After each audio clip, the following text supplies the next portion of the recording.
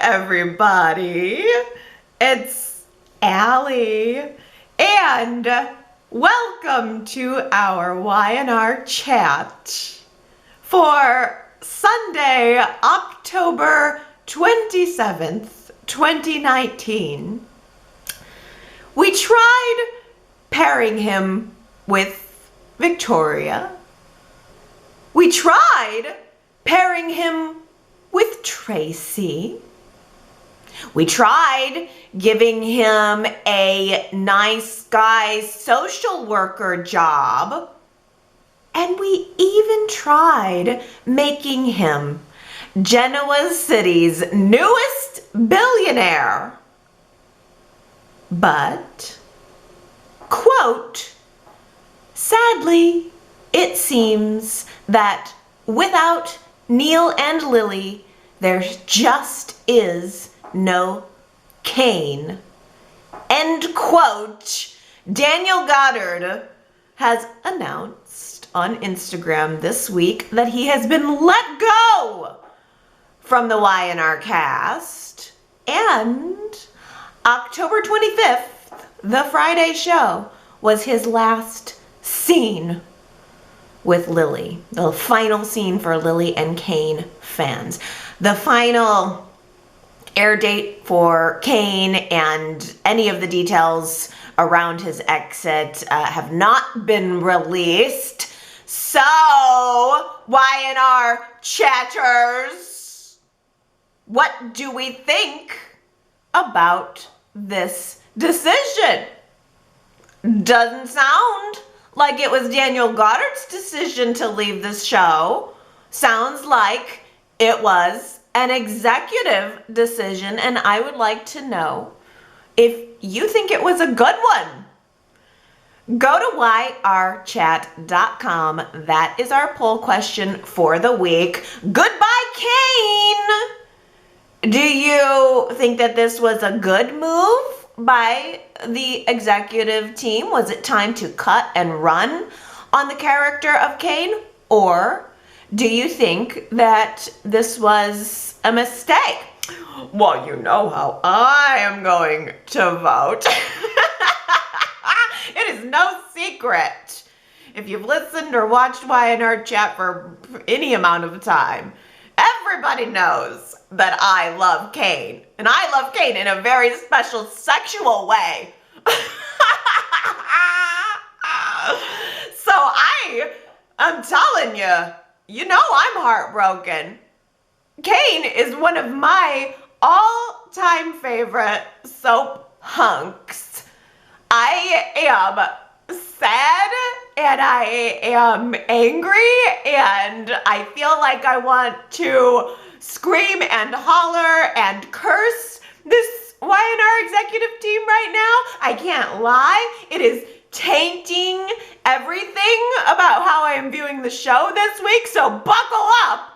I'm about to go on a tear. I am not happy about this, although I will say, the truth is, I know he'll be back. Even if they kill off the character of Kane right now, it's not even the first time that they've let Daniel Goddard go and killed his character and then brought him back. In 2011, Kane was killed, and because of the fan outrage, he was brought back as a twin, practically the same thing that's going on with Hillary and Michelle Morgan right now. So, while I am sad to see Kane go, after 25 years of watching this revolving door, not only of Young and the Restless, but of soap operas in general, I see how it operates. Daniel Goddard's gonna go off. He's gonna go out to General Hospital, Days of Our Lives for a year. And then when the current Y&R executive team gets fired next year, the new people will come in. They will decide that they want to develop the Winters family. They will beg Crystal Khalil to come back, and Kane will come trotting along right behind her. That's how it works. So I'm sad. I am sad, but I tell you, I'm also not surprised. I've been saying that this was going to happen for a year now. If you listened to the 2018 Y&R Chat year-end affair, one of my predictions for 2019 was that Y&R was going to kill the character of Cain, and now here we are. While that detail may or may not end up being true, him getting killed off or however he's going to end up exiting the show, the writing has been on the wall for a year now. For some reason, these writers weren't invested in giving his character a story and sticking with it. Someone chickened out on his oddball relationship with Tracy, which had all of the potential in the world. And then, as a last-ditch effort, they gave him this will inheritance storyline, which nobody wants to see. Nobody wants to see Cain take Devon's inheritance. Devon is the sweetheart of this show. He is a lover. He is a giver. He has given tons of that money to charity. We've seen him do it over the past couple of months.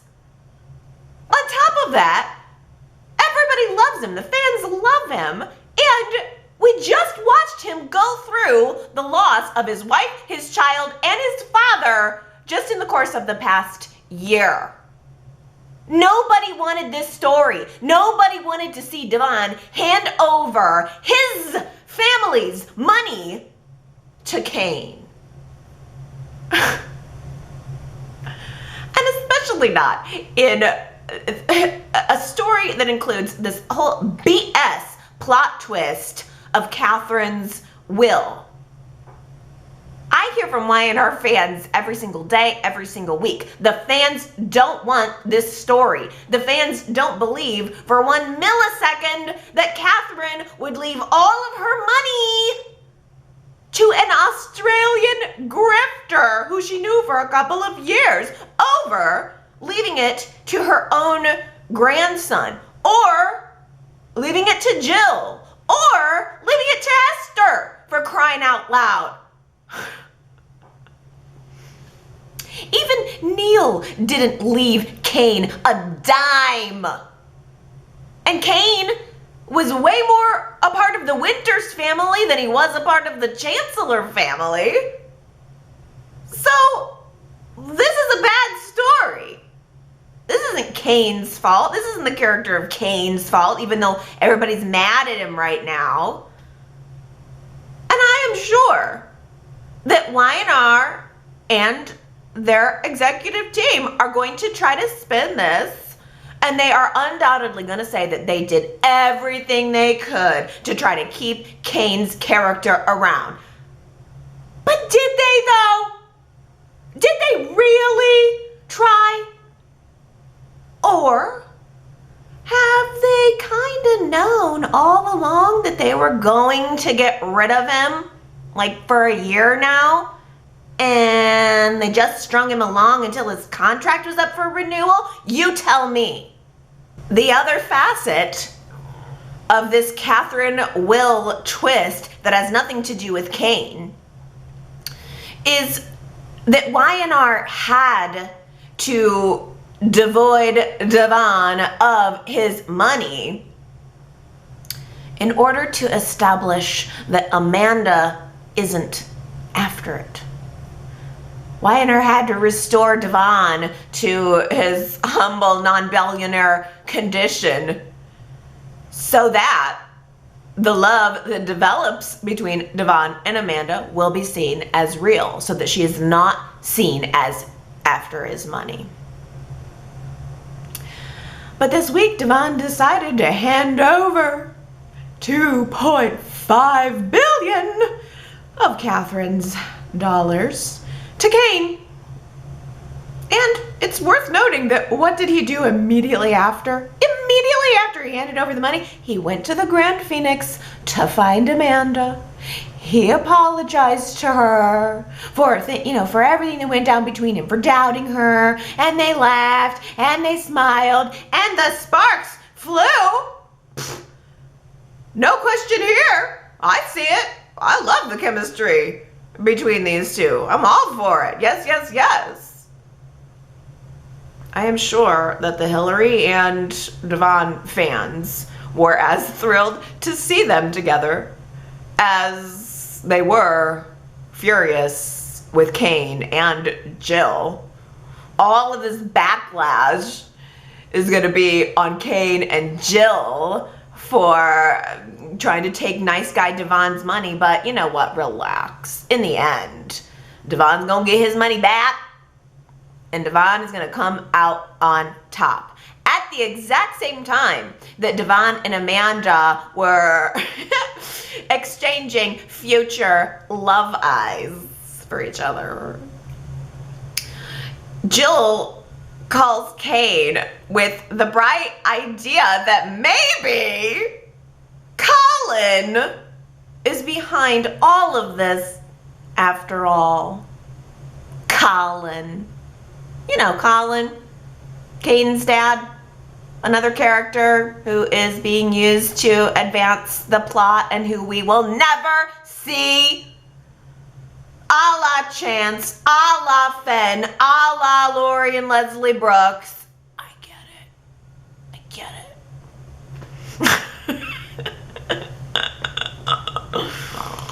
I see it now. Apparently, Chance included a letter with the will that was inside of a hotel envelope from the Maldives. Gee! Thanks, Jill. Would have been great if maybe you could have connected those dots to Colin yesterday before Devon gave away his fortune. Jill has been super annoying throughout this process. I don't like to say it, but I've been annoyed with her because it's almost like Jill wants it to be true. I don't know. I'm sure that she didn't, but just for some reason, I just was so annoyed with her ninnying this week. And I am annoyed by the fact that Kane is such a doof.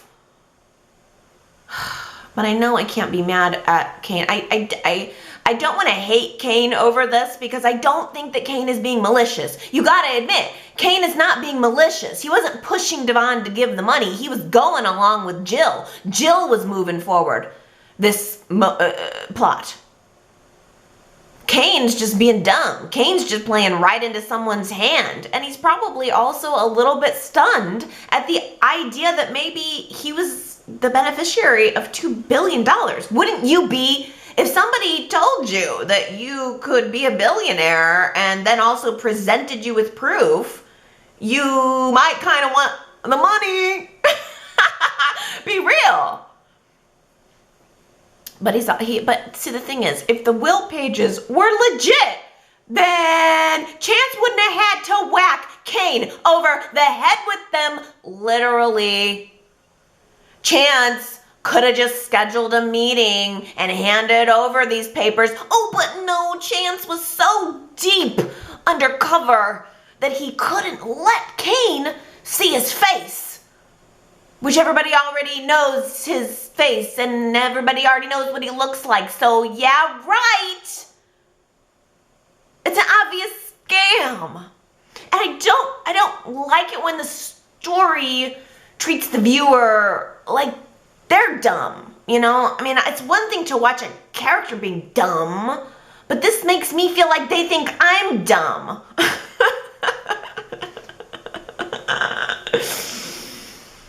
And I don't even know Amanda's place in all of this. Why is she suddenly Devon's lawyer? Why is she facilitating this? Kane takes the pages to Amanda, and she advises him to drop it. But Jill kept pushing.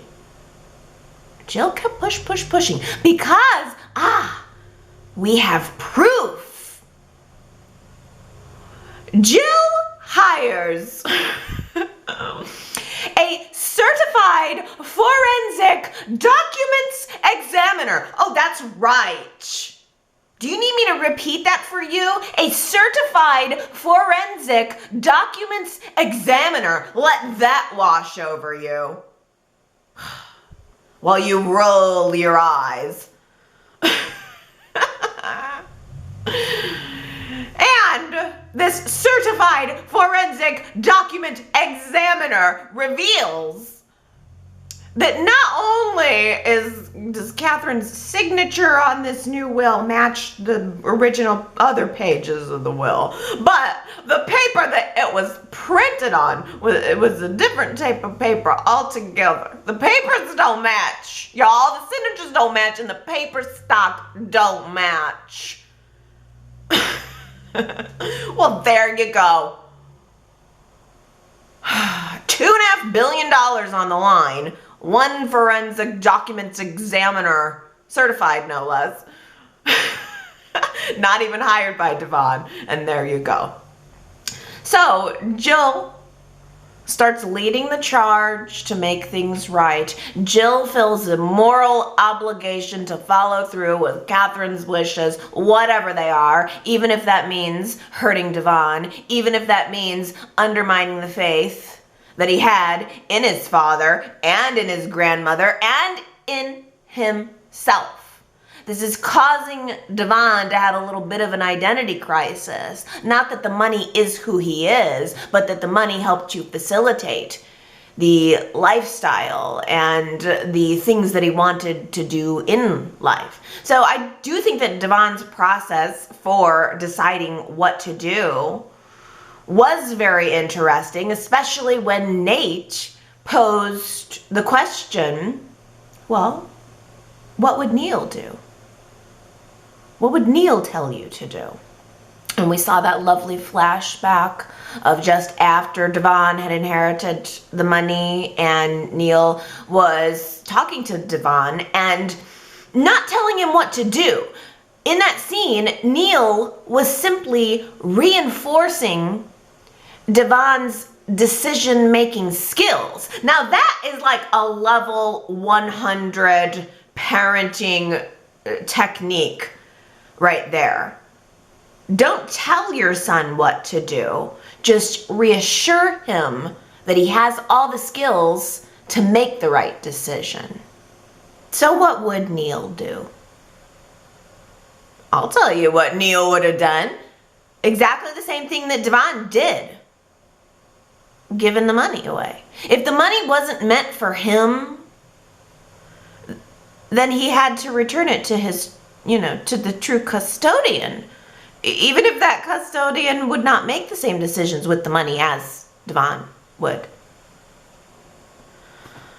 Oh, but I've heard so much chatter this week about how stupid it was that Devon just gave over the money. What would you do if you were Devon? I mean, really, put yourself in Devon's shoes, seriously. Because it's easy to say that you would keep the billions, yeah! But would you really? If all of a sudden you had this aching, deep sense that it wasn't meant for you, would you want it? I don't know. I mean, I'll tell you what I would do. I would, first of all, get the will re-authenticated, which Devon did. He told us, very quickly that he did apparently have a quick certified forensic documents inspector of his own. I would do that. I would take months of research on this. I would get many different opinions. It would be a fact-finding mission when $2.5 billion is on the line. And I'll tell you, if I was satisfied that that new will was real and there was something fraudulent about it, then there's no question. I'd have given Kane the $2 billion. I would. I know that I would. But I would only give him the principal amount, by the way. Not a penny of the interest that I had made on that $2 billion. Not an asset that was mine or that came as a result of the Hamilton Winters business. I mean, and all of that is still quite a fortune. The interest alone on whatever he had that money invested in would be monumental. But I also, I would be sure to deduct any of the taxes that I had to pay on that $2.5 billion. And I might possibly also charge Kane a convenience fee for holding your money for 6 years. For just holding on to that for safekeeping. There's a little fee for that. Oh, yeah. I also thought it was interesting when Devon had that little fake out moment of thinking that he was going to give it to charity. He mentioned that he could just give it to charity. Nobody would have it. The other thing is, I don't even think I would make that decision. I think I would say, I'm not going to have the money. This money isn't mine. But I feel like I'd want to hire a third party to decide if it really, send it to court. Let it find out if Kane really is the one who should do it. I don't know. It was a very difficult decision for Devon. He had a lot of support from the people in his life. The people in his life who know him as more than the sum of his assets. He has Elena in his life now, and I was very impressed with Elena this week. Devon was asking her what she thinks he should do, and she didn't push him. She didn't really offer any specific advice on which way he should lean. She just encouraged him to make the decision that was right for him, and I thought that showed a lot of self-restraint on her part. When there's a decision like this that's on the line, it's real hard not to tell someone. It's really hard to not tell someone what to do. You want to tell them to do what you think is right, but nobody in Devon's life did that. He was left to make the decision on his own. And also he's kind of left alone now because Elena has some trouble of her own to deal with. She gets a phone call this week. Oh, what timing. A phone call this week that Jet may have a cancerous node on his vocal cords. So she rushes off to Missouri or Mississippi or wherever it is that Jet and Anna are. She's off to no man's land. That's where Jet and Anna are. No man's land. No caste land. And she just leaves Devon free to get to know Amanda for a couple days.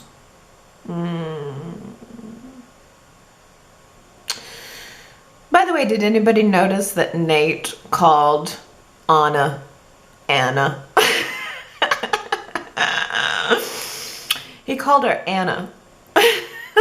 And we know it's Anna. Hey, I've made the mistake myself, but I just thought it was noteworthy because I don't think that this actor who's playing Nate would have interacted with Anna before she left. So I think that it's funny that the actors just get the script and they read it and think it's pronounced Anna and nobody bothers to correct them. Lily did the exact same thing when she came back a couple of months ago for Neil's stage dedication party at Society. It was fun to see Lily again this week. The look on her face when she saw Amanda for the very first time, her eyes wide open, her mouth agape. She drops a glass of water. We should have known that was coming. I knew it was coming when she was standing there holding the glass, but her mouth was as wide as Kane's mouth was when he saw Lily. Did you see when he walked into the room at Devon's penthouse and Lily was standing there? He said, "Oh, you look fantastic." You look fantastic. We know, Kane, that you feel that way. We do. He loved her so much. It is real hard to see how much he loves her and to accept that she just doesn't look at him that way anymore. And in retrospect, it's also very sad knowing that these were their final scenes together. For now. Yeah, Kane tried yet again to get her to stay in Genoa City to help him with his billions. His new billions. But she turned him down. I guess even a couple of $1 billion isn't enough to put those pieces back together. And I sure hope that Daniel Goddard has been saving his pennies. How nice of Nate to schedule a follow-up meeting with Abby to break up with her some more. Nate tells Abby, I don't want to have to throw away my conscience to be with you. And Abby responds, yeah, well, I don't want to have to pretend to be someone I'm not to be with you.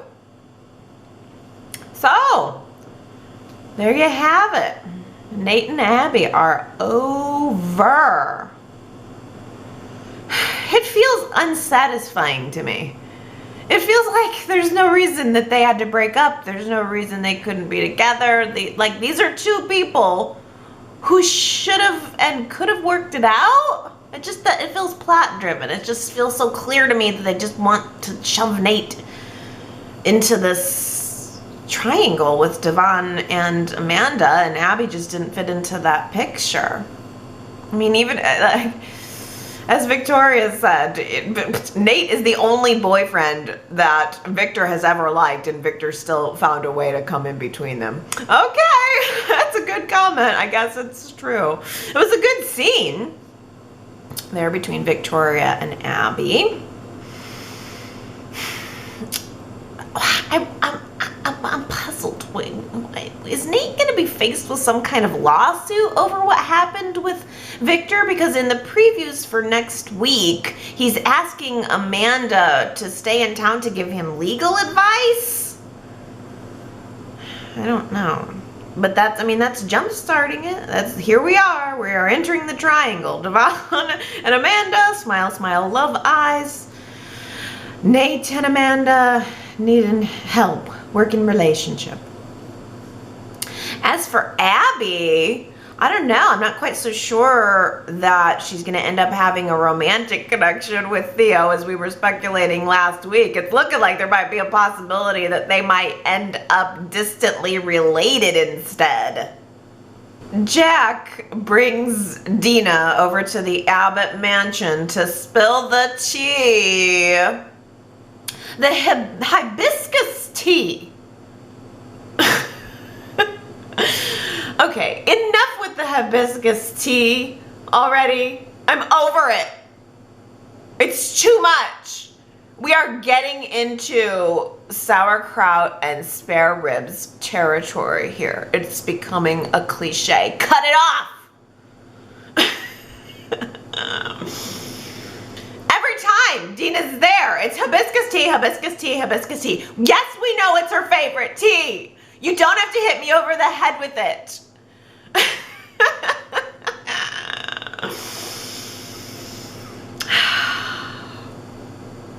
Well, Jack tries to grill Dina about her relationship with Stuart, and they manage to draw out of her through upset about this wonderful, terrible night that she had, and that's all we get. She says something about a wonderful, terrible night, and then she's whisked away, and then magically Tracy finds a new item inside of the Abbott family attic box of mystery that's sitting right there in the middle of the Abbott living room for the past couple of weeks on the coffee table. And this invitation is from D to S. It's an invite to a graduation party from D to S. Who could that be? Oh, I wonder. The mystery!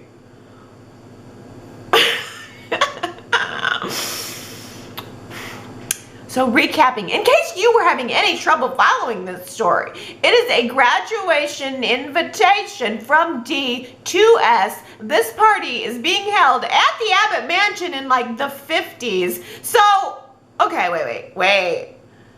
This graduation party was taking place at John's house? In the 50s?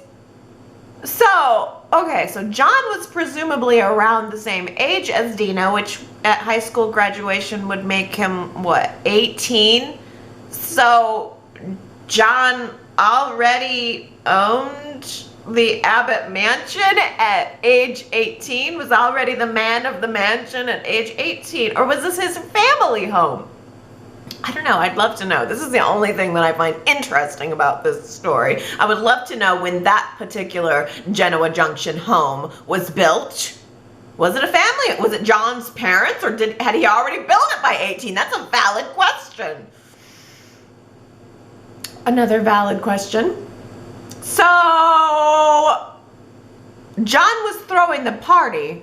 It was at his house, but Dina was sending the invites.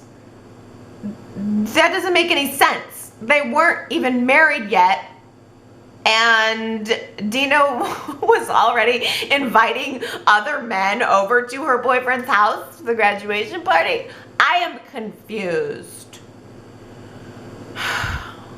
I guess all of this is simply to establish that Dina and Stuart Brooks had a love child. And in the previews for next week, Tracy and Jack are rifling through that box.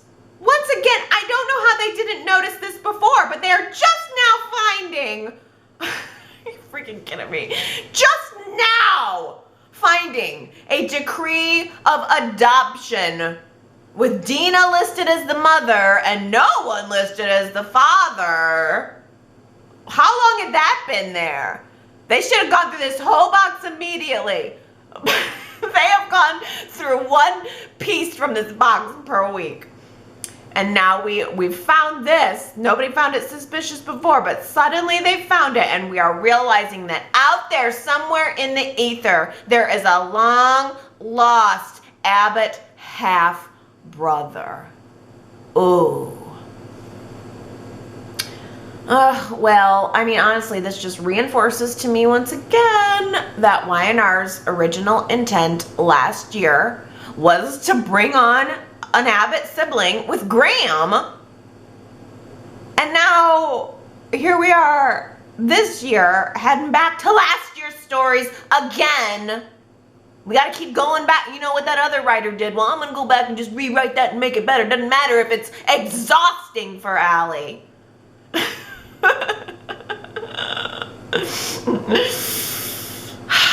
We're gonna go back to last year, but now instead of Graham, we're gonna get Eric Vanderway.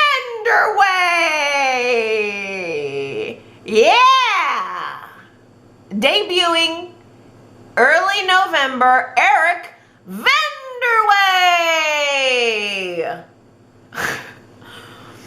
So we're gonna get him, which is gonna make Theo an instant Abbott relative. What a small, small world. Can you believe it? All along, Kyle has been frenemies with his very own half cousin. And Theo lives to schmooze everybody in town for another week in a row. Is Theo a predator, or is he an opportunist? What is his goal here?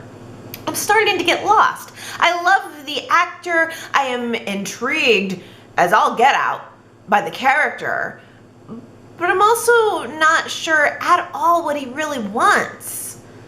He was schmoozing Abby this week, trying to convince her that he is just a harmless, fritter-eating society patron. Nothing to worry about, no problem, not even a threat to Lola and Kyle in any way.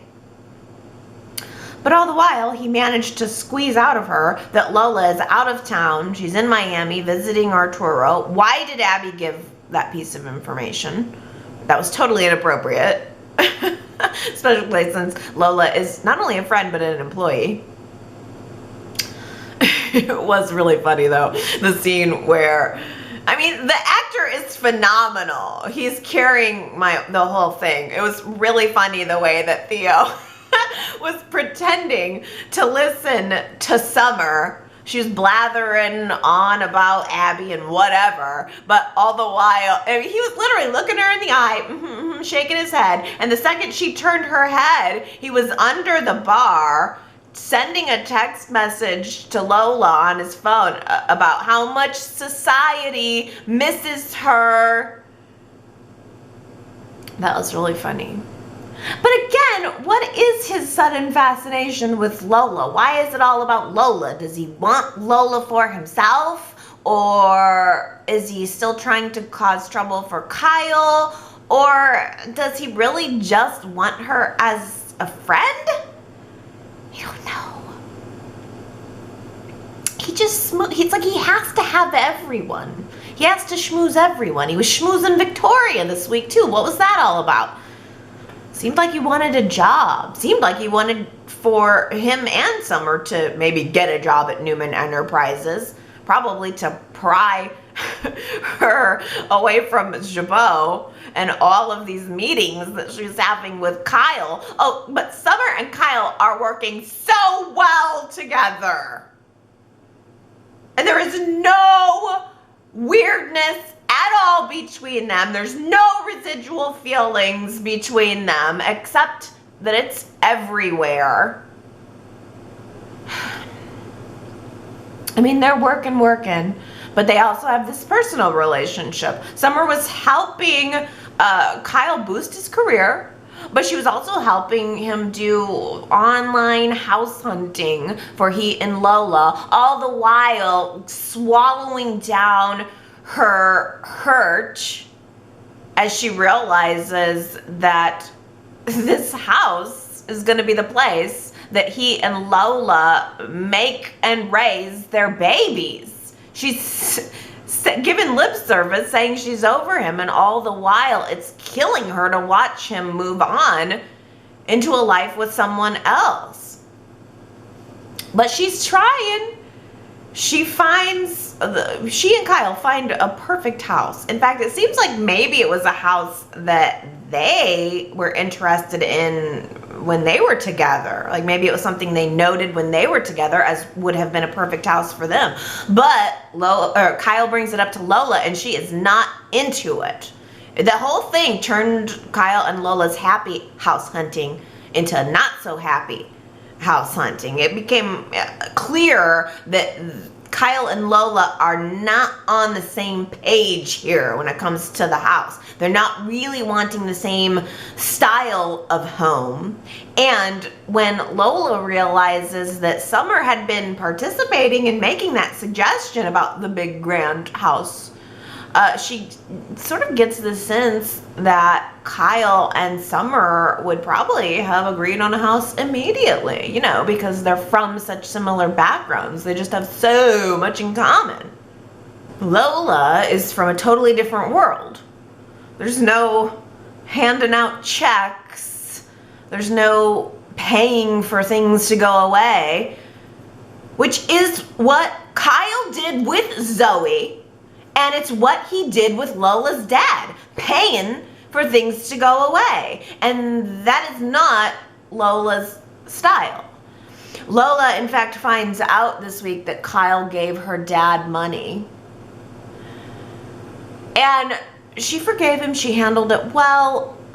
But I think it was more reinforcement for her about the way these people, like the Abbotts, like the Newmans, use, treat, and see money.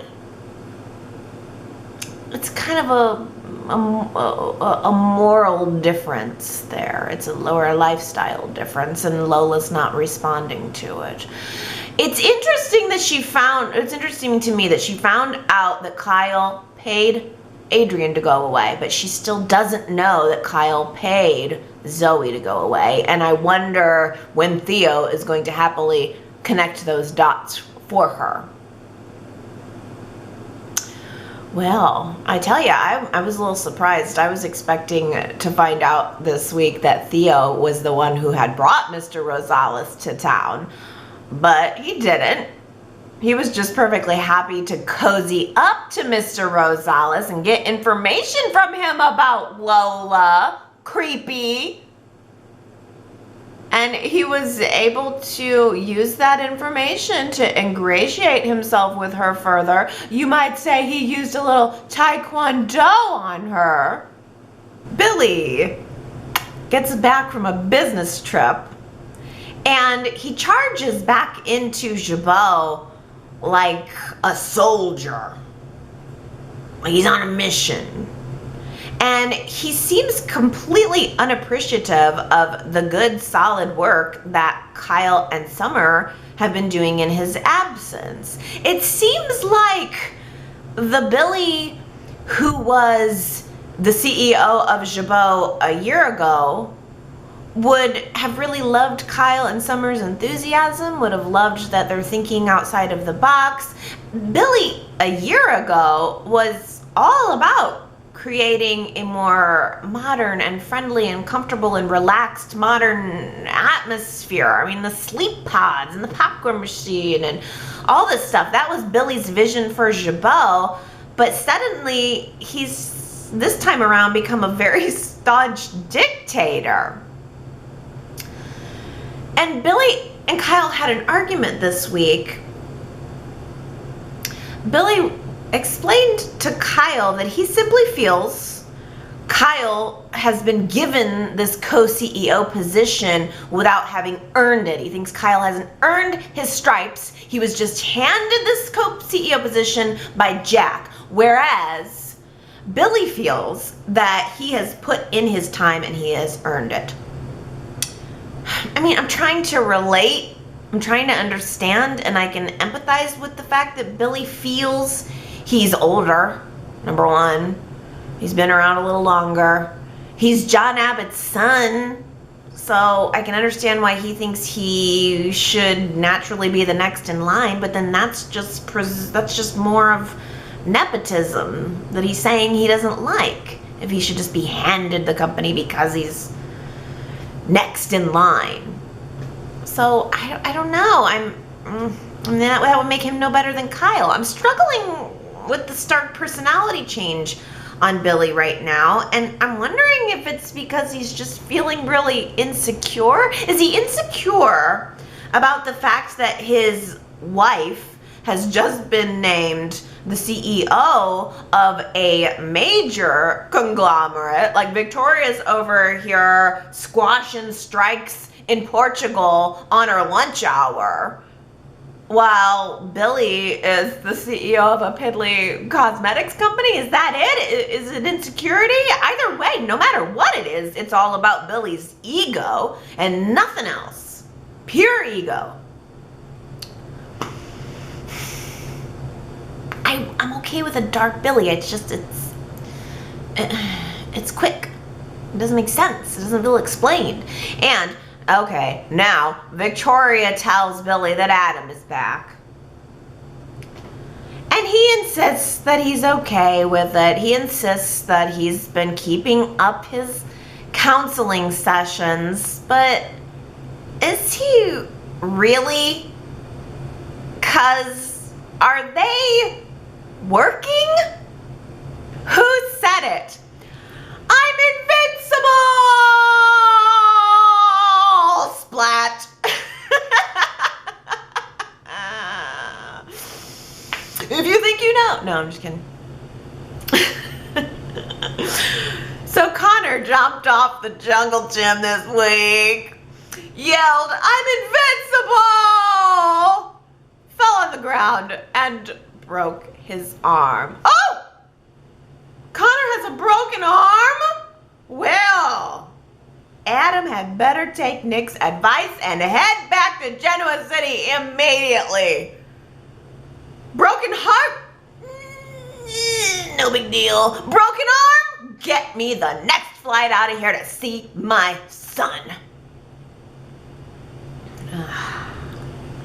Well, Nick made the right decision in trying to do right by Chelsea and Connor and bring Adam back to town. I mean, you know what? Nick is a good dad.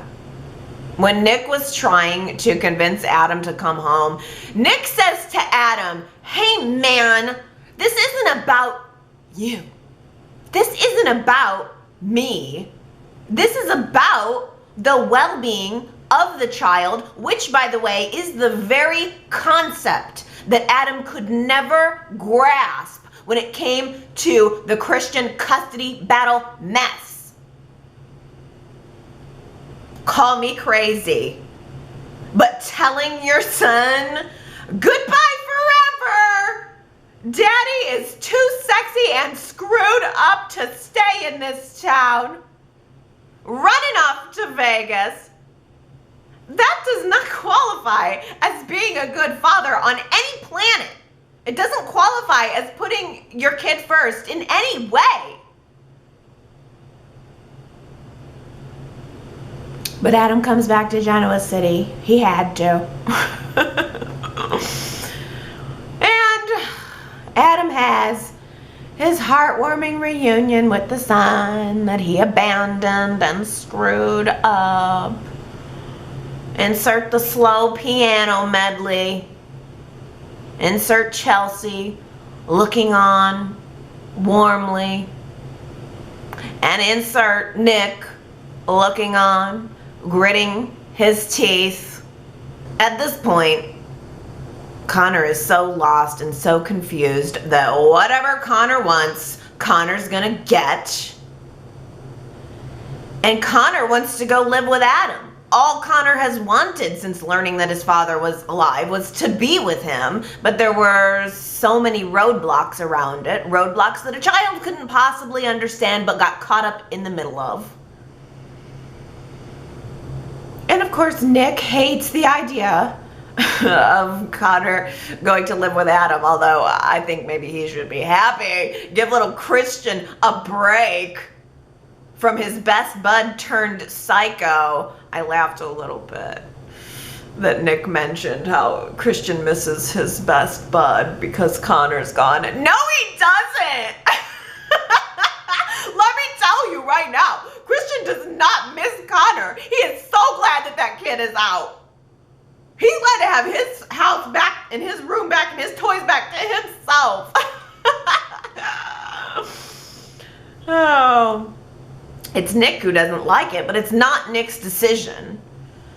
And Chelsea can do whatever she wants to. She has full custody, and she wants to do whatever she can to help her son. Yes, that means sending him to live with Adam. Okay. So Chelsea doesn't want Connor to turn out like Adam. It's her biggest fear. So what does she do? She hands Connor over to Adam. Makes sense. Okay, got it. I mean, Chelsea doesn't want to be the bad guy. Chelsea doesn't want to keep her son and his father apart, even though she has before. And even though this is entirely a mess of Adam's making, and exactly the reason that Chelsea was hesitant to reintroduce them in the first place. But we'll send Connor off to Adam's house for a couple of weeks to have cookies and milk and play football and video games, and everything's going to be fine and redeemed and fixed. Hey man, I wanted to see Adam and Connor reunited just as much as anybody. I wanted to see Adam being a dad right now. I'd rather see Adam focus on being a dad right now than see Adam being a villain or a lover. I was poised to be the #1 fan of Adam's redemption story, but why did Y&R have to make Adam run away to Vegas like a coward? Why? Why did they have to have Adam break Connor's heart only to return to fix it? Adam's the cause of the problem. And I'm supposed to be happy that he's come back to offer the solution?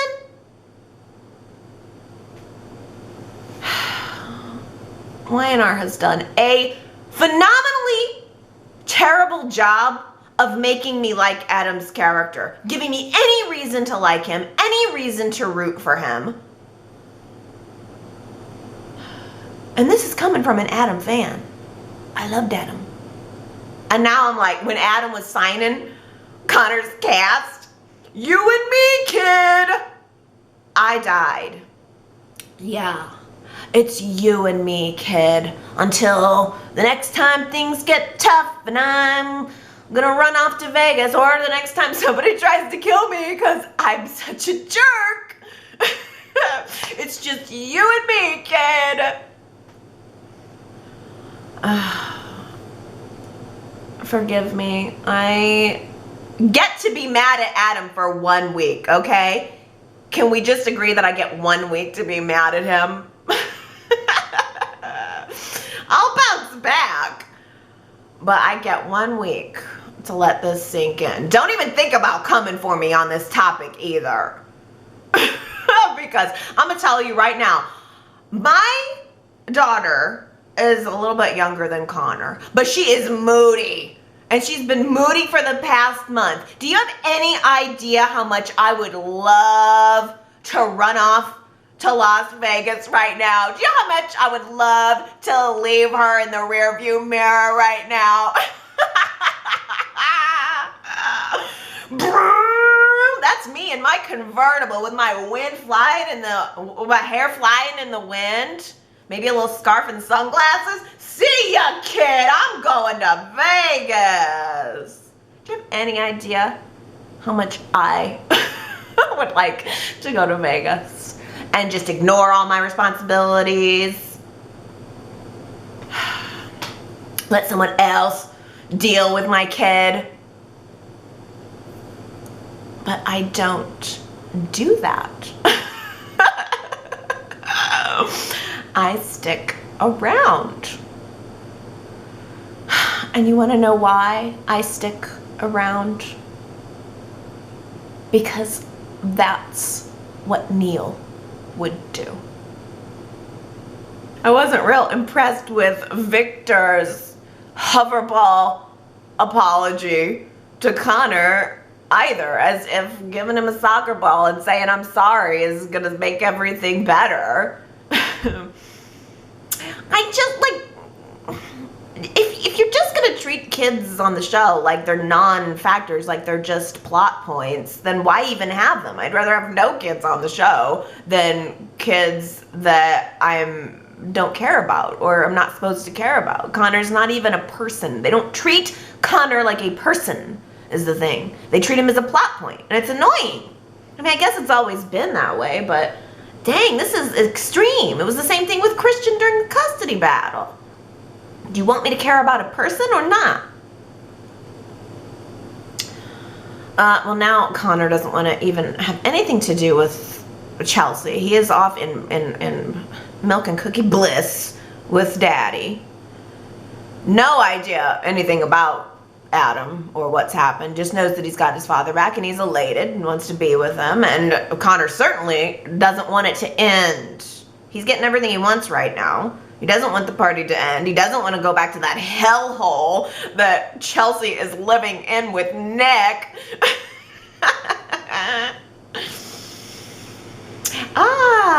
So the wedge between Chelsea and her son is going to force Chelsea into a position where she has to choose between her son and Nick. Does she stay with Nick in the hellhole house, or does she go to live with Adam in the penthouse so that she can be with her son? I mean, I think we all know what option Chelsea's going to pick. I think we all know what option Nick would tell her to pick. So, thus ends the Nick and Chelsea reunion. Hope you weren't enjoying that, because right now we're about to plop Adam and Chelsea right back together, and then we're gonna plop Nick back into a triangle with Sharon and Ray. Okay. Here's the thing. Even though Sharon has agreed to continue to talk with Connor and counsel him, this was Adam's behest, I think it's a total fake out. I absolutely do not think that Sharon and Adam are going to get together right now. I do not think Sharon is going to be allured by Adam one little bit. It is Sharon and Nick and Ray. If Y&R was going to fully develop Adam and Sharon's romance in any way, they would have done it a month ago. They sent her off to Sedona, and that was meant to be a reset. And oopsie, guess we better not reunite Sharon and Adam, because the fans do not want to see Sharon in a relationship that in any way makes her look unhealthy. So oopsie, Sedona, reset, try a new triangle. And that same reset is also going to compensate for the bigger oopsie of bringing Chelsea and Adam back, but not together. Pretending like that never happened. Pretending like their whole relationship and family never happened. No, it was Sharon all along. They're resetting that, putting Adam and Chelsea back together. We're seeing the writers correct for it right before our very eyes. Did you hear the language that Adam was using this week? Declaring to Nick that Chelsea is the real love of his life. Did you catch it? Adam tells Nick that Nick is living the life that he wanted. Nick is raising his kids with the love of his life, Chelsea. Remember, now it's Chelsea's back to Chelsea. Yeah. Real cute how that switched over. Real subtle, Y&R. So it's Sharon out and Chelsea in. Sharon's just a friend and a kid counselor. She is out as a romantic partner for Adam. The only thing that can save Adam, the only thing that can redeem Adam now is Chelsea. And the love of Chelsea and the love of his son, his preferred family. It was a mistake to not do it in the first place. I don't know why they didn't just do that in the first place. It was obvious. I don't know if these writers are listening to the fans too much or not enough. But I think that a Chelsea, Adam, Phyllis triangle would be really intriguing. I don't know if that's the direction they're going in any way, because it doesn't seem like Adam is being too kind to Phyllis at the moment, even though she reminded him this week that she's his one true friend. I mean, she didn't even give him any problem at all when he came back and she had to move out of the penthouse. I think Phyllis is a little more loyal to Adam than Adam is to Phyllis. In Adam's mind, it was Connor out. Connor in the penthouse. Phyllis can just get out and pack her bags. I laughed a little bit at Phyllis's mild reaction at the idea that the reason Connor was coming back to the penthouse was because Adam had kidnapped him. Phyllis didn't seem to think that was all that much of a big deal. She was just sort of hemming and hawing like, oh man, you kidnapped him? You kidnapped him and then decided to bring him back to the one obvious place where you guys would be? It was funny. I'm wondering though, why Adam would be giving Phyllis $10 million in the previews. He's handing her over a check for $10 million, telling her to go away and don't come back. Hasn't Adam heard that the going rate for making someone go away and not come back is $2.5 billion? Life gives heavy doses of the unexpected, doesn't it?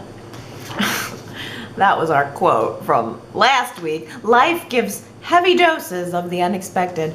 Oh, it sure does. Just ask Daniel Goddard. He had to expect it, though. This was coming. Actually, the person who said that quote was Kyle.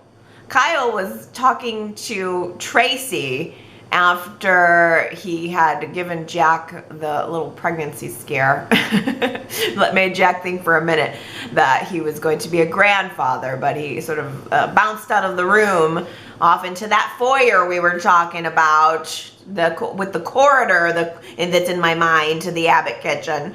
He says, life is gives heavy doses of the unexpected. 9 of you guys guessed it right. So congratulations, Henry, Nicole, Brenda 08, Coral, Jillian, Ambrine, Susan, Martha, and Diana. Here's a new quote for you this week. I think it's appropriate. Money doesn't buy happiness, but it sure solves a lot of problems. I like that quote. Money doesn't buy happiness, but it sure solves a lot of problems. You tell me if you think you know who said it. Go to yrchat.com to leave your guess. And if you get it right, I will give you your shout out on next week's Y&R Chat.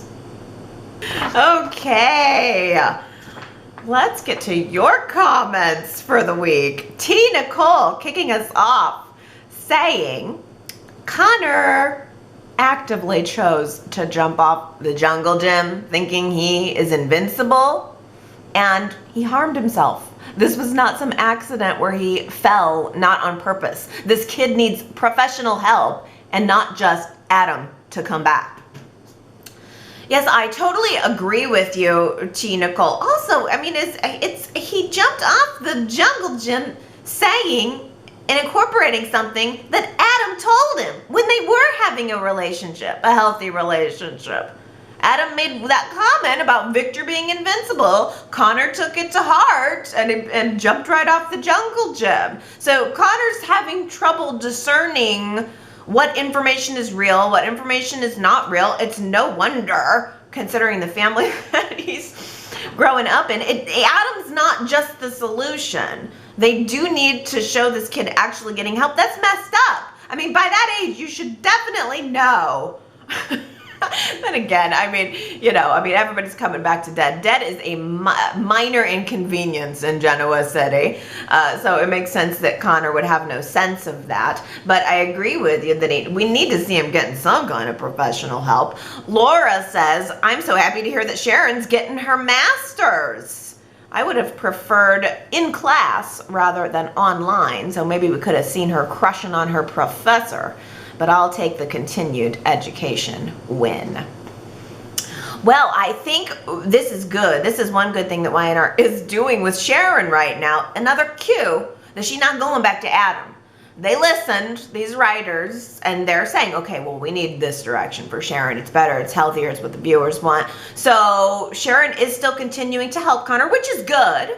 But I agree. I was also delighted to hear that she is continuing with her master's program, which means we're heading in the direction of her becoming an actual counselor.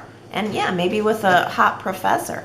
Ellen says, yeah, it was great to hear that Sharon's getting her master's. If she's getting her clinical social work degree, she will need a clinical supervisor. Maybe a psychologist or a psychiatrist at the hospital. Sparks will fly. Please let this be a story and let Sharon become Genoa City's resident therapist who has more real life experience to draw on. She has oodles of empathy and needs to be in the thick of whatever drama is going on as a helping professional.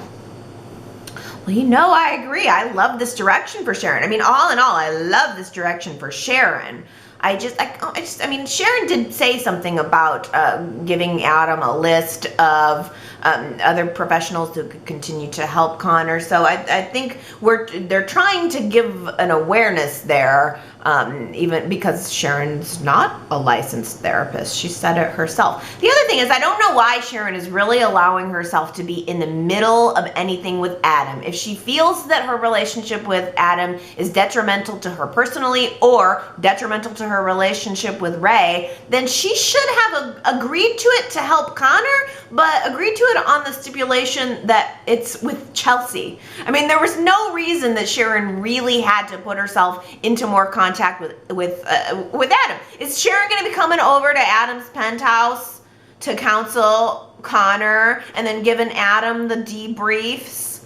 Makes me want Chelsea to get back into the penthouse so that she can gain some more control over her son and, in my opinion, stop anything that's going to go on between Adam and Sharon. I do not want Adam and Sharon together, and I believe it's not going to happen.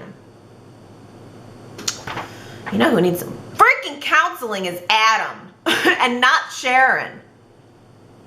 Anybody needs a therapist in this town, it's him. But Jamie says, I have to say, one of my favorite things from this week, and I didn't expect it to be, was I'm loving Adam and his son. Adam and Connor together in the penthouse and the awkwardness of Phyllis leaving. I kind of love the idea of those two. And then when he wrote You and Me Kid on his cast, it's just so cute. We're obviously on the redemption train with Adam, but he's such a sweet daddy. It's like all of the bad things he's done, he's still a good dad. Except for the whole like abandoning him and going off to Vegas thing, but we're gonna have to quickly brush past that, Jamie says. Yes, he's a good father, except for the abandoning and going off to Vegas. And yes, we are going to brush past it. I mean, make no mistake, I'm going to be, you know, we're on the Adam redemption train, as Jamie says, and I'm going to get on it. But you got to give me 1 week on this. Especially on the week that they cut Kane. Let's just put everything in that context. My heart broke. I mean, you know, immediately when he announced it, I had many people thinking of me because everybody knows I'm a Kane fan. And so, you know, it's tainted everything. I'll be happy. Maybe, well, no, I don't know. I'm going to be sad. It's sad for me to even think of him leaving, but I know he'll be back. Well, Superplex is looking forward to a Sharon and Adam reunion. Superplex says, Ray, you are a numbskull. But I like that Sharon is once more being lured to the forbidden tree. Oh, do you think so? Do you really think? I just don't. I feel like it would just be a repeat of what's already happened. Of course, then again, these writers are great at that. But I feel like Ray telling Sharon that she should help Connor. He is not one iota tiny little bit worried about Sharon being drawn back into Adam. I just feel like maybe that was Y&R's way of telling us that that's not what this is about. Sharon is not going to turn around and dog Ray twice unless they're getting ready to get rid of Ray and they really don't want to, they want everybody to be mad at Sharon. I don't know, I'm not seeing it, but I agree that it's absolutely ridiculous in reality of Ray to tell her that he's not worried one little iota and in fact encouraging her to go counsel Adam's son. It's ridiculous. Adam is the reason they broke up, and now all of a sudden out of nowhere Ray's just fine with it. This is another instance of I think of a plot point, a plot twist, a directional change, and I'm just supposed to go, okay. Doesn't matter if I can emotionally make sense of it. I'm just supposed to go, okay. I mean, this isn't 1987. It's not the soaps of yesteryear where you kind of expect it to be dumb. Y&R has to compete with so many other dramas, so many other comedies, so much other content out there. They need to make it logical. That's the one requirement that I have ever had of Y&R, is that I can make sense of it, that it's based in reality. It's the reason I can't stay with Days of Our Lives. It's the reason I didn't pick up Passions. I don't want to see things that are not reality based. I cannot connect. And Y&R was the one soap that I felt was really, really strongly rooted in reality. It was well written, well-rounded, great characters. You know, I was able to emotionally connect with it. And it makes me angry when I have to fight this hard to connect with it, you know? I mean, it's like 15, 20 hours a week to do Y&R Chat. This is a lot of work. And I don't want to have to work emotionally on top of the physical stuff. It just, ugh. Moving on.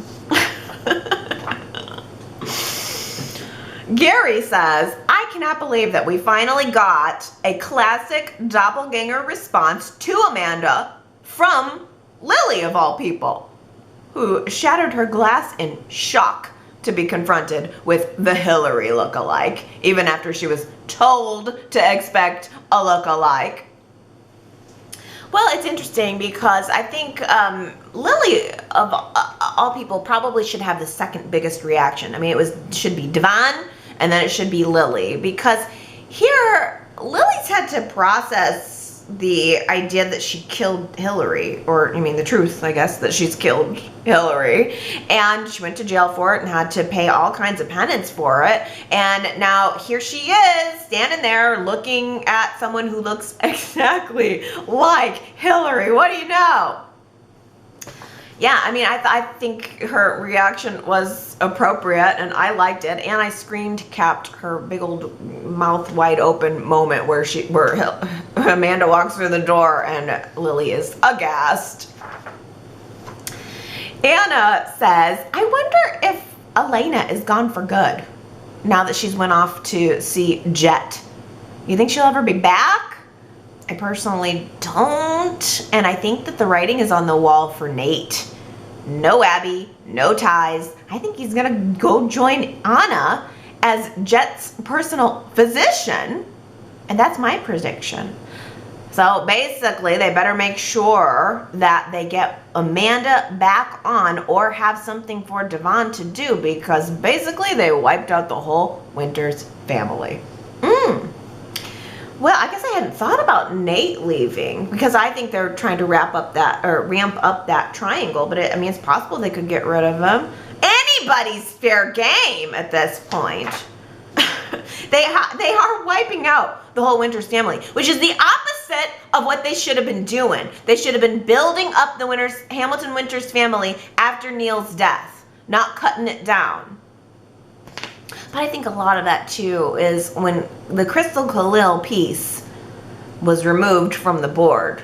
I do think it probably was difficult to hold, that together, but it's not like they're not ways. I mean, for crying out loud, if they can bring somebody back from the dead, they can work on a way to incorporate and build that family. Oh, it's so grumpy.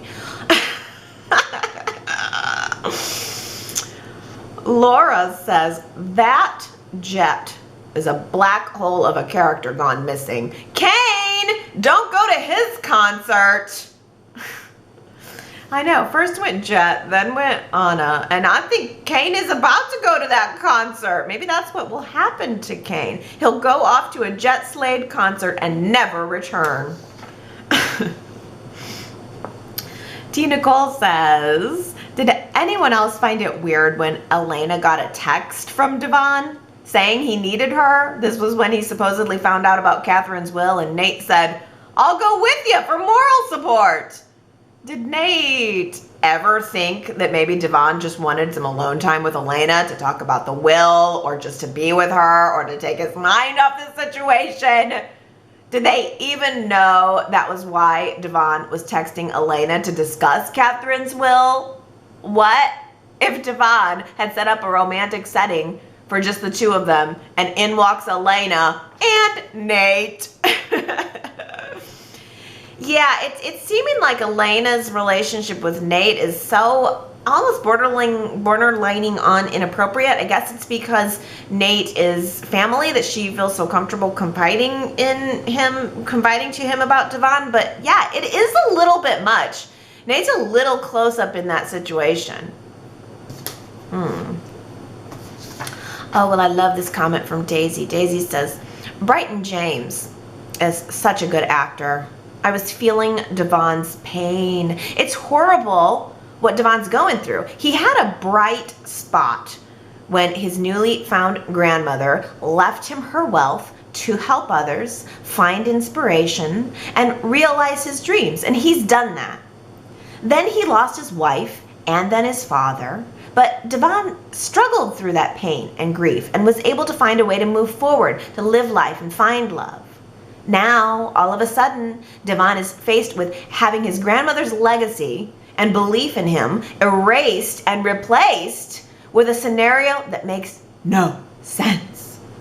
Devon should have had Kane's pages authenticated by an independent source through court, had Amanda and Kane go before a judge, state how this alleged real will came to be, ensure the court needs to notify Chance and Tucker, even through Amanda, so that they appear before the judge to tell their stories. Devon is not a stupid man, though, so maybe he recognized that this whole ordeal was a con and notified law enforcement and hired detectives to find out what's happened to Chance and Tucker. And to also find out who's running and involved in this scam and to stop them, which would mean that Devon said he'd give his money to Kane and apologize to Amanda just to help draw out the criminals who were trying to steal his money. Oh, that'd be a good twist. If Devon knew something that we don't know. Oh, please. That would be lovely. I would really like that. But I loved the way you described Bryton James and the evolution of Devon's character. Once again, nobody wanted to see this happen to Devon.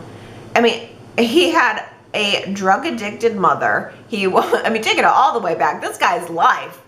It is a real, like, Annie story or something here. I mean, a drug-addicted mother. He was in foster care. He found not one but two wonderful families. Everybody loves Devon.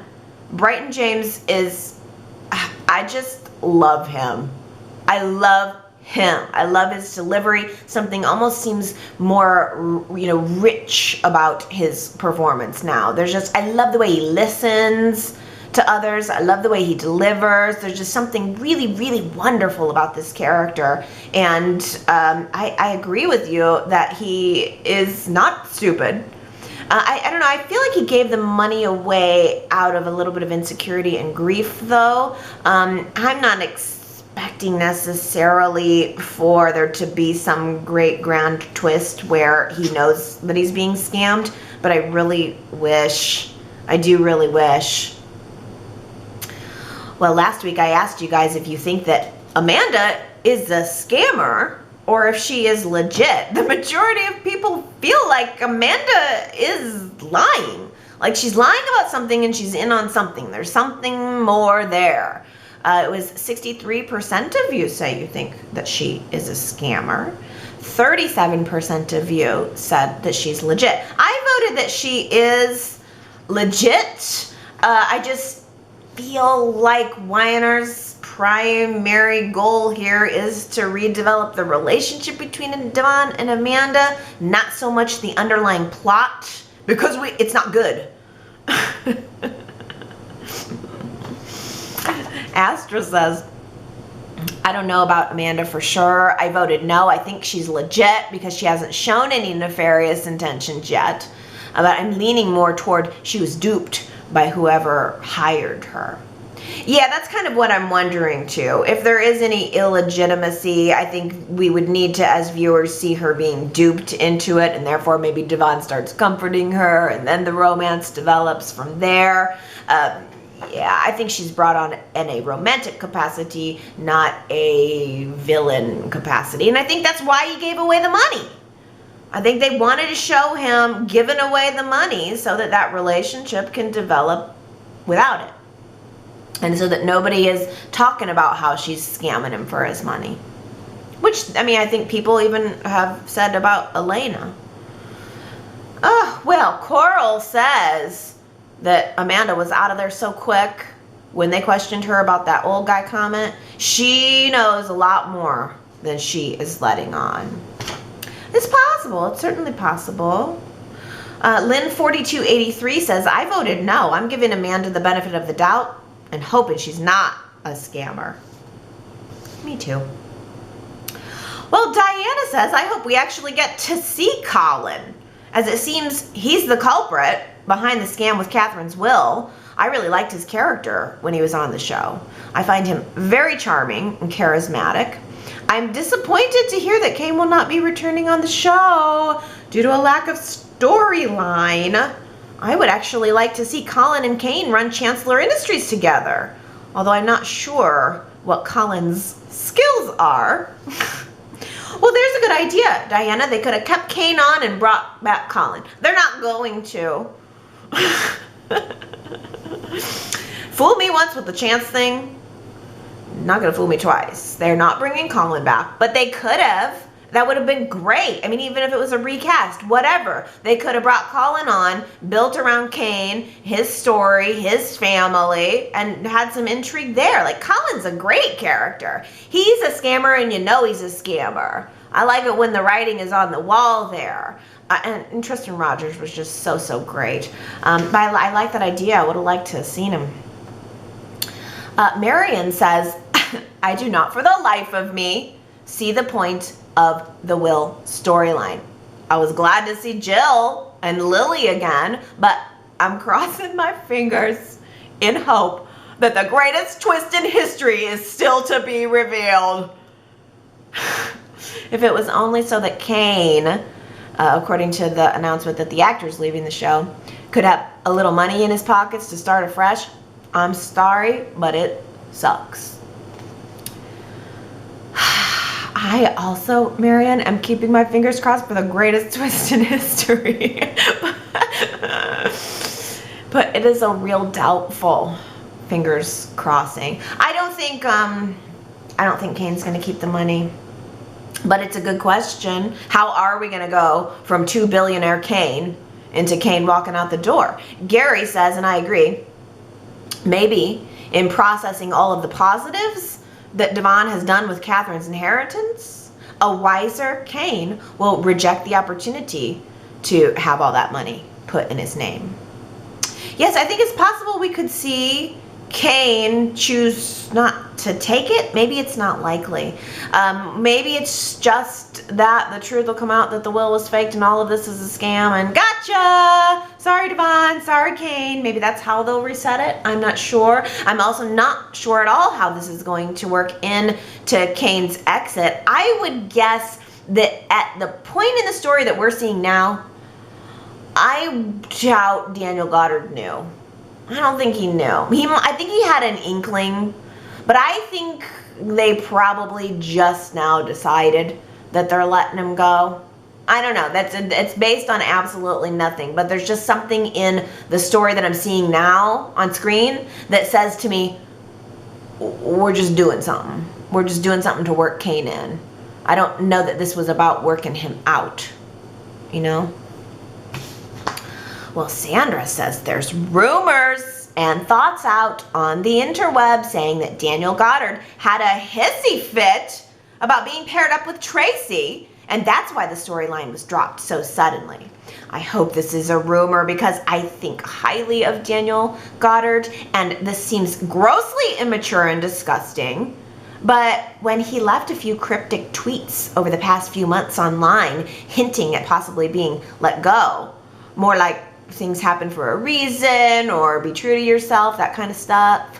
One of the tweets was answered by Tristan Rogers, who plays Colin, saying, "It ain't over till it's over." And that's where people are drawing a connection.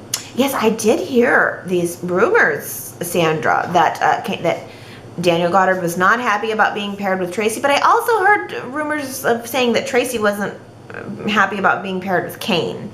I almost can't really see either of those being true. That almost just feels like fan yuckiness because apparently the fans didn't like Kane and Tracy. I just don't get that vibe off of either of them. I mean, who knows?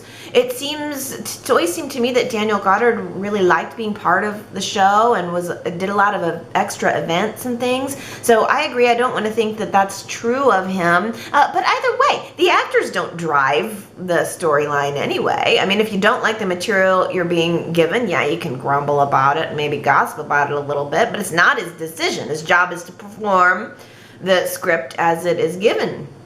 I don't know, it's certainly possible that he got a little too comfortable. And I did also see his string of, as you said, sort of self-helpy kind of tweets. I didn't think they were spanning months. I thought maybe they were coming in the days prior. That's what makes me think that maybe he only found out recently that he's not going to be with the show. It would be so interesting to know if his exit is connected at all to his contract being renewed. Because I just get this feeling that they didn't really want to work with Kane, didn't really want to develop around the character. I mean, there's other stories that I think this new writer wants to tell. He obviously has on his plate some ideas of the stories he wants to tell. I think Kane just didn't fit in with that. And I just feel like they were probably stringing him around until they came time to cut him. But it's the same thing they did with Kevin. It's the same thing they did with Paul. It's the same thing they did with Chloe and Chelsea and Ashley. I mean, people get ticked off. They don't really either they don't connect with the new writing team, or the writing team doesn't connect with that character, and then they just poof, they just go away. And then when the next writing team takes over, they maybe come back. I mean, can Y&R even keep an executive team in place for longer than a couple of years? No. In the past 10 years alone, there's been 7 different, in 10 years, 7 different writing teams? 2008, Maria Arena Bell. 2012, Jill Farron Phelps. 2015, Charles Pratt Jr. 2016, Mal Young. 2016, Part 2, Sally Sussman. 2019, Josh Griffith and Anthony Marina. It's once every couple years, and it's increasing. It's increasing in its speed, in its turnaround time. So, I know they're probably struggling hard to keep the show on the air, but that's why I'm saying treat it like it's not a soap. Treat it like it's any other daytime drama on TV. I mean, it doesn't have to be all twin twists and back from the dead and stuff.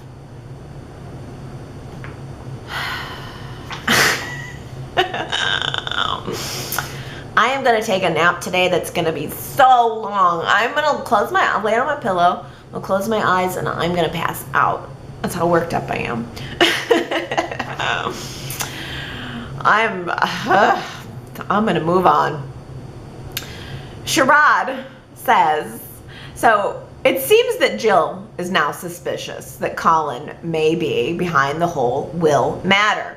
It also looks like Theo may be Dina's grandson, or at least be connected to the Abbott family via this Eric Vanderway.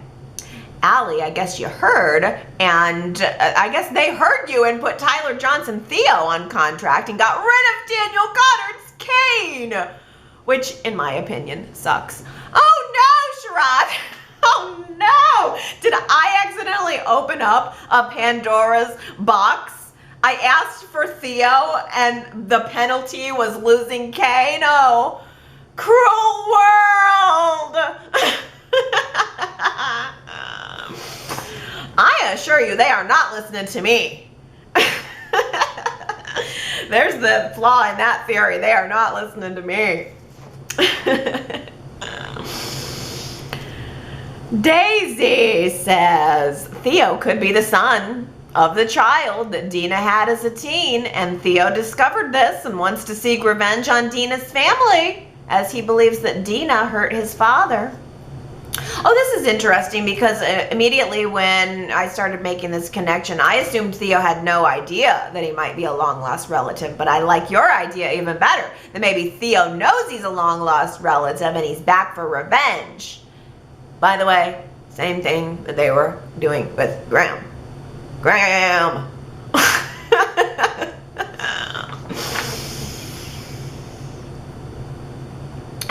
Shakona says, I very much dislike how Jack and Tracy are torturing their mom with the past. Simply to write their book. They should just let it go completely. I can't stand to see her upset like that. Yes.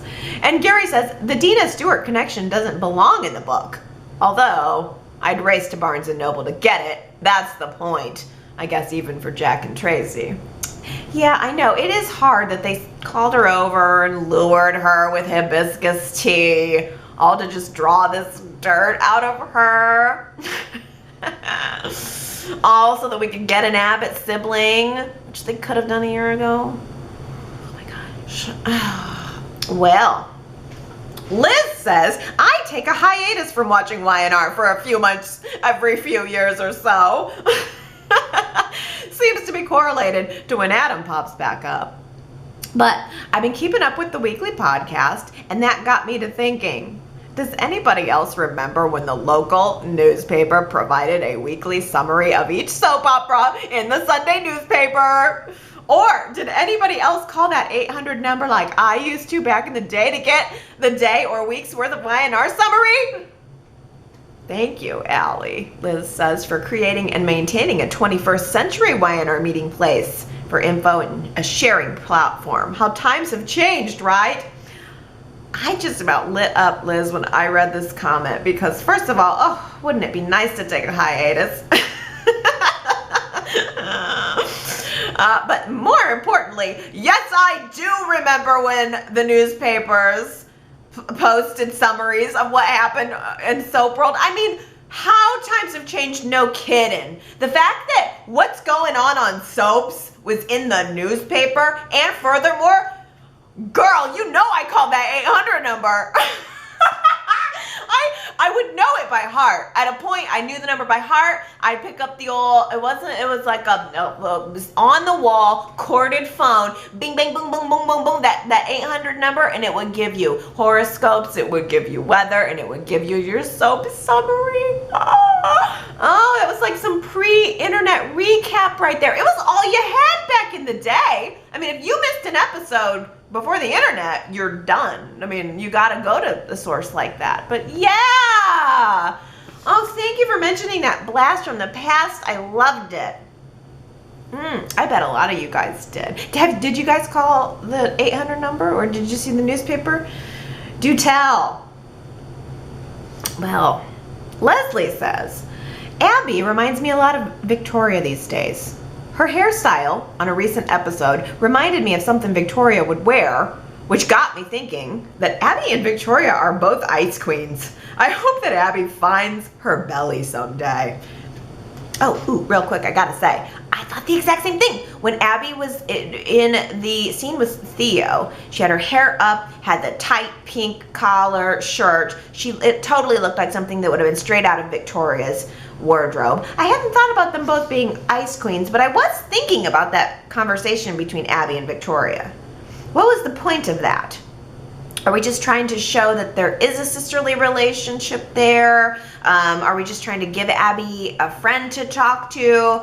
I think we're also setting up Victoria's downfall. She's talking all about how great she is at Newman Enterprises, and now Adam's back and she's not worried about it, but you know she should be. Hey, how about that Halloween costume that Billy picked out for Victoria? What was that? Or I don't know if it was for Victoria or for everybody, but he handed her a big old wad of taffeta and said, here, honey, here's your Halloween costume. You're going as a dish rag. Do you guys remember when Billy used to throw such fun Halloween parties? Billy used to be cool. I'm fine with the evolution in his character, though, like, if it made sense. But the bigger question is, are we going to get a Halloween party this year? This is what I need to know. We saw in the previews that I think it was Nick and Chelsea and somebody else were dressed up at the coffee house. So are we just going to get the illusion that they're taking the kids trick-or-treating, or are we going to get a full-blown Halloween party with adult costumes this year? I'm pulling for an adult party. I'm pulling for the moment when Adam shows up at the Halloween party dressed as the devil. I want to see, oh please, please send Adam to a Halloween party dressed as the devil. And I do mean like the 1970s devil. I want to see the real thin Adam wearing a Van Dyke beard. I want to see a red long, I want to see him in a red leotard with maybe a cape, like a long coat or something. Oh, please. It all would have been worth it if Adam comes to the Halloween party dressed as the devil. I tell you what, if Adam comes to a Genoa City Halloween party next week dressed as the devil, I will consider it my reset point for the character, and all else will be forgotten. All right. All right, I'm done. I feel like I've gotten it all out. You know, sometimes I've got to get it out. It would be no fun if I just was, you know, happy with everything. The irony is, the worse the show gets, the more interesting Y&R Chat is. But I'm never pulling for the show to be bad. I'm always rooting for the show to be good. I'm always rooting for the characters to be good. But I'm quietly waiting for the regime change. I'm just back here waiting till, what is it, 2020? I'm waiting for 2020. It's a-coming. I'm so sorry, Daniel Goddard. I'm so sorry. If you need someone to help you through this, you just give me a call. My number is 1-800-DIAL-SOAPS. I would love to be here to comfort you. All right, I better go take my nap now. I'm either going to take a nap or I'm going to get in my convertible and just drive to Vegas. One of them, I'm going to do something. Either one of those seems like a perfectly good Sunday activity. I don't even have the energy to get in the car and drive to Vegas right now. I just want my nap. Well, I hope you've enjoyed this week's Y&R Chat, and I do hope you go to yrchat.com to leave your comments. And I hope you come back next week for another riveting installment. Okay, everybody, I love you so much. Have a good week.